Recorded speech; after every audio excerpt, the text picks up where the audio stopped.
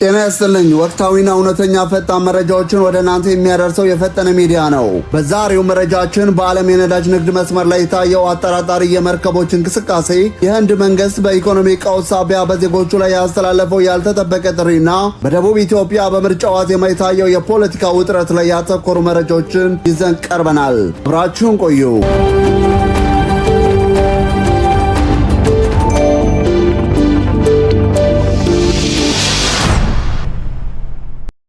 ወሽመጥ የታየው ድንገተኛ የመታወቂያ ማጥፋት ሚስጥር። የዓለም የነዳጅ ንግድ ቁልፍ በሆነው በሆርሙዝ ወሽመጥ ላይ ያልተለመደና አጠራጣሪ እንቅስቃሴ ተመዝግቧል። ሶስት ግዙፍ ድፍድፍ ነዳጅ የጫኑ መርከቦች መገኛቸውን የሚጠቁሙ የክትትል መሳሪያዎቻቸውን በማጥፋት ወሽመጡን ማቋረጣቸው ተሰምተዋል። ይህ እርምጃ በዓለም አቀፍ የባህር ላይ ሕግ ጨለማል መልበስ ተብሎ የሚጠራ ሲሆን አብዛኛውን ጊዜ ማዕቀብ የተጣለባቸው ነዳጆች በሚስጥር ለማጓጓዝ የሚደረግ ስልት እንደሆነ ይነገራል። እንደ ሬተርስ ዘገባ እንቅስቃሴው የተመዘገበው ባለፉት ጥቂት ቀናት ውስጥ ነው። አጊዮስ ፋኖሬስ የተባለ መርከብ 2 ሚሊዮን በርሜል የሚጠጋ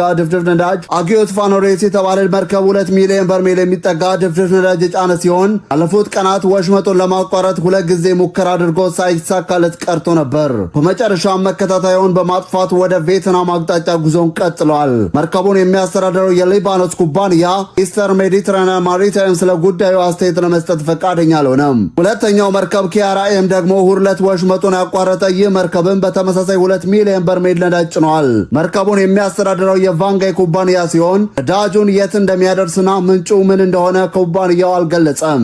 ስሙ ያልተጠቀሰው ሶስተኛ መርከብ ደግሞ ከ5 ቀናት በፊት በተመሳሳይ ሁኔታ መከታተዩን አጥፍቶ ወሽመጡን ማቋረጡ ተረጋግጧል። በአሁኑ ወቅት በመካከለኛው ምስራቅ ያለው ውጥረት በከፍተኛ ደረጃ ላይ ባለበት ወቅት መርከቦች መገኛቸውን ደብቀው እንዲህ ያለው ስልታዊ ወሽመጥ ማቋረጣቸው ለተንታኞች የጥያቄ ምልክት ሆኗል። የሆርሙዝ ወሽመጥ በየቀኑ ከ20 ሚሊዮን በርሜል በላይ ነዳጅ የሚያልፍበት የዓለም የደም ስር ነው። እያንዳንዳቸው 2 ሚሊዮን በርሜል ነዳጅ የጫኑ መርከቦች በድብቅ መንቀሳቀሳቸው በነዳጅ ገበያ ላይ ያለውን አለመረጋጋት ያሳያል። በተለይም መርከቦቹ ከቻይናና ከቪየትናም ኩባንያዎች ጋር ግንኙነት ያላቸው መሆኑ የኤዥያ ሀገራት አማራጭና ሚስጥራዊ የነዳጅ ምንጮችን ፍለጋ ላይ መሆናቸውን ይጠቁማል። ይህ እንቅስቃሴ በቀጠናው ያለውን የጂኦፖለቲካዊ ሽኩቻ ወደ አዲስ ምዕራፍ ላይ ያሸጋግረው እንደሚችል ስጋት አለ። የባህር ላይ ደህንነት ተቋማት ጉዳዩን በቅርበት እየተከታተሉ ሲሆን መርከቦች መከታተያቸውን መልሰው በሚያበሩበት ወቅት መድረሻቸው በትክክል የሚታወቅ ይሆናል። በሆርሙዝ ወሽመጥ ላይ የታየው ይህ ድብቅ መርከቦች እንቅስቃሴ ዓለም አቀፍ የነዳጅ ዋጋን ሊያናጋው እንደሚችል ስጋት ፈጥሯል። ይህ በዓለም አቀፍ ደረጃ የተደቀነው የነዳጅ አቅርቦት ስጋት ደግሞ እንደ ህንድ ያሉ ግዙፍ ሀገራት ዜጎቻቸው ላይ ጥብቅ የቁጠባ እርምጃ እንዲወስዱ እያስገደዳቸው ነው። አሁን ደግሞ ጠቅላይ ሚኒስትር ናሬንድራ ሞዲ ለህዝባቸው ያስተላለፉትን አስገራሚ ጥሪ እንመልከት። ከቤት ሆናችሁ ስሩ፣ ወርቅ አትግዙ።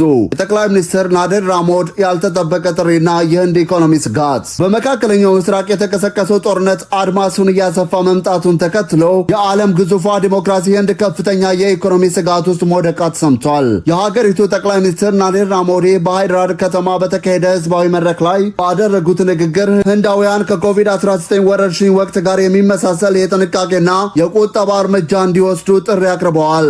ጠቅላይ ሚኒስትር ሞዲ የሀገሪቱን የውጭ ምንዛሬ ክምችት ለመታደግና የነዳጅ ፍጆታን ለመቀነስ ህንድ በዓለም ላይ ከፍተኛ የወርቅ ተጠቃሚ ከሆኑ ሀገራት አንዷ ብትሆንም ወርቅን ወደ ሀገር ውስጥ ለማስገባት የሚወጣውን ከፍተኛ የውጭ ምንዛሬ ለመቀነስ ዜጎች ግዢ እንዲያቆሙ ተጠይቀዋል። የትራንስፖርት ፍላጎትንና የነዳጅ አጠቃቀምን ለመቀነስ ሰራተኞች በቤታቸው ሆነው ስራዎቻቸውን እንዲያከናውኑ ጥሪ አቅርበዋል።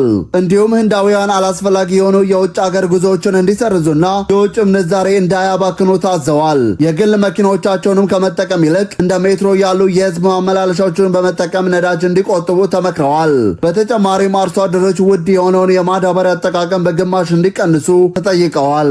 የህንድ ስጋት ምንጭ በመካከለኛው ምስራቅ ያለው የጸጥታ ሁኔታ ነው። አሜሪካና እስራኤል ከኢራን ጋር የጀመሩት ቀጥተኛ ግጭት ለዓለም ነዳጅ አቅርቦት ወሳኝ የሆነውን የሆርሙዝ ወሽመጥ ለ2 ወራት ተኩል እንዲዘጋ ምክንያት ሆኗል።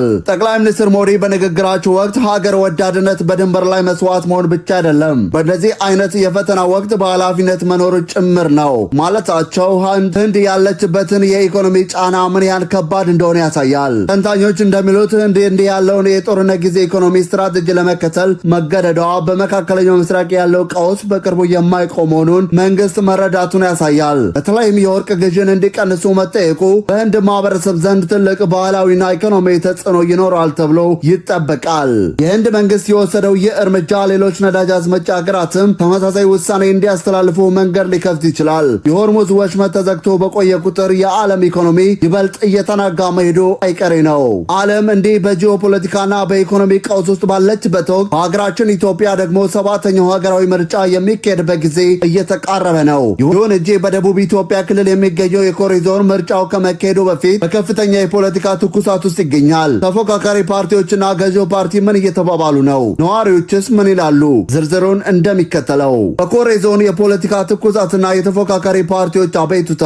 ሰባተኛው ሀገራዊ ምርጫ እየተቃረበ ባለበት በዚህ ወቅት በደቡብ ኢትዮጵያ ክልል ኮሬ ዞን የሚስተዋሉ እንቅስቃሴዎች በነዋሪዎችና በፖለቲካ ፓርቲዎች ዘንድ ከፍተኛ ስጋትን እየፈጠሩ ነው። በአካባቢው የሚንቀሳቀሱ ተፎካካሪ ፓርቲዎች በገዢው ብልጽግና ፓርቲ ላይ የስልጣን አላግባብ አጠቃቀምን ማስፈራራት ክስ ሲያቀርቡ፣ ገዢው ፓርቲ በበኩሉ ክሱን የተለመደ የፖለቲካ ስም ማጥፋት ሲል አጣጥሎታል። በዞኑ የሚንቀሳቀሱት የኢትዮጵያ ዜጎች ለማህበራዊ ፍትህ ኢዜማ፣ የኢትዮጵያ ሶሻል ዲሞክራሲያዊ ፓርቲ ኢሶሬፓና የትብብር ለኢትዮጵያ ፓርቲ በጋራ የቀረቧቸው አቤቱታዎች የምርጫ ሂደቱን ጥያቄ ውስጥ የሚጥሉ ናቸው። ቲክቫ ኢትዮጵያ እንደዘገበው አሁን ያሉ የዞኑ አመራሮች ያንን ሽፈት ላለመድገብ ሲሉ አባላቶቻቸውን እያሰሩና እያዋከቡ እንደሆነ ገልጸዋል። በተለይም ቀደም ሲል ኢዜማን ስለመረጣችሁ ነው መንገድ ያልተሰራላችሁ የሚሉ የልማት ማስፈራሪያዎችን በገዢው ፓርቲ ካድሬዎች በኩል እያቀረበ መሆኑን አቶ ዳያሞ ዳሌ ተናግረዋል። ሁለቱም ፓርቲዎች የገዢው ፓርቲ ካድሬዎች ቤት ለቤት እየዞሩ ብልጽግናን ካልመረጣችሁ ልማት የለም የሚል ጫና እያሳደሩ መሆኑን ገልጸዋል።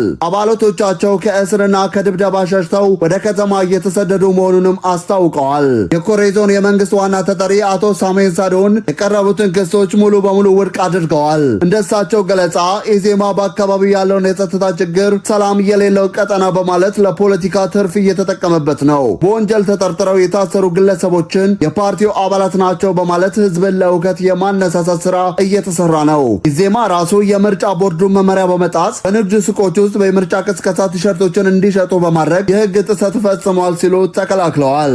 ይህ በኮሬ ዞን የታየው የፖለቲካ ውጥረት የኢትዮጵያን ዴሞክራሲያዊ ሽግግር ፈተና ቁልጭ አድርጎ የሚያሳይ ነው። ነዋሪዎች ለዓመታት የቆየውን የመንገድና የጸጥታ ችግር መፍትሄ ሲጠብቁ፣ ፖለቲከኞች ይህንን ለምርጫ ማስፈራሪያነት መጠቀማቸው በህዝቡ ዘንድ ከፍተኛ ቅሬታን ፈጥሯል። ፖሊስና ሌሎች የጸጥታ አካላት በገዢው ፓርቲ እጩዎች ትዕዛዝ ስር መውደቃቸው የሚነሳው ቅሬታ የምርጫውን ተአማኒነት አደጋ ላይ የሚጥል ነው። ቀደም ሲል ከምርጫ አስፈጻሚነት የተባረሩ ግለሰቦች መኖራቸው ቦርዱ ክትትል እያደረገ መሆኑን ቢጠቁሙም አሁንም በአካል የሚፈጸሙ ጥቃቶችና ማስፈራሪያዎች ላይ ቦርዱ ጠንካራ ጣልቃ ገብነት እንደሚያስፈልግ ያሳያል። የኮሬ ዞን ነዋሪዎች መምረጡን ለእኛ ትተው አቋማቸውን በሰላማዊ መንገድ ያስተዋውቁን የሚል ግልጽ መልእክት አስተላልፈዋል።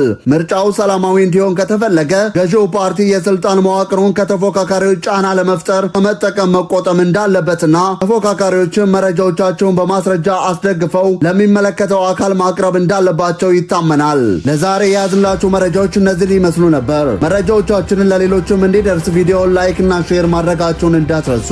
እንዲሁም አዳዲስ መረጃዎችን በፍጥነት እንዲደርሳችሁ የቻናላችን ቤተሰብ ካልሆናችሁ ሰብስክራይብ በማድረግ አብራችሁን ሁኑ። ሰላም ለሀገራችን፣ ሰላም ለዓለማችን።